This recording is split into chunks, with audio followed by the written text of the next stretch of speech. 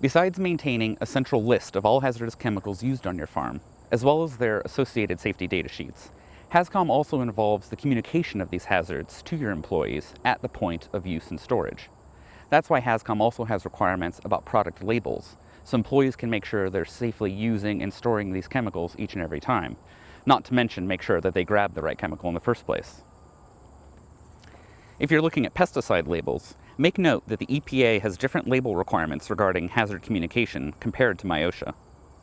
Labels under MIOSHA's HazCom standard must include 7 sections: a product identifier section, a supplier identification section, a list of precautionary statements, which are recommendations and instructions regarding the use, storage, and disposal of the product that can minimize or prevent exposures or toxic effects, including what type of personal protective equipment may be most appropriate.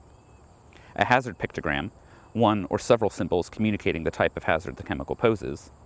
A signal word, a one-word description of the extent of the hazard, either danger for a more severe hazard, warning for a less severe hazard, or nothing if it's even less hazardous. And hazard statements, which provide a little more detail about the hazard beyond what is communicated by the pictogram and signal word.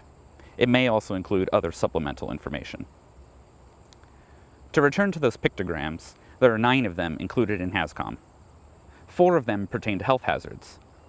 These 2 describe acute or short-term health hazards, the skull and crossbones for chemicals with severe acute toxicity that may kill you or cause irreversible health effects if you're exposed, and the exclamation point for less severe short-term effects, like skin or respiratory irritation, or narcotic effects such as drowsiness. One of the other pictograms related to health hazards, that of a silhouette of a person with a starburst on their chest, warns of health hazards from chronic exposures or of the targeting of a specific organ, such as chemicals that can cause cancer or toxicity to the reproductive system. The last pictogram related to health hazards is this one, warning of corrosive chemicals, which can lead to serious skin or eye damage if splashed onto you. These next pictograms relate to physical hazards. The flame symbol, representing a chemical that is either flammable itself or reactive in a way that poses a fire risk, and the bomb symbol, representing an explosion hazard.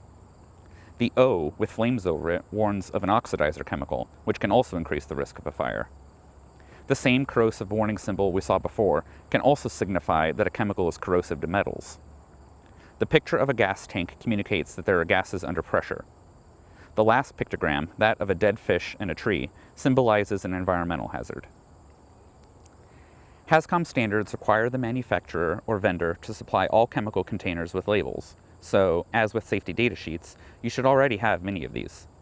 However, if the labels become unreadable or wear or fall off, or if you use the chemical in a secondary container, it may be necessary for you to apply new labels yourself.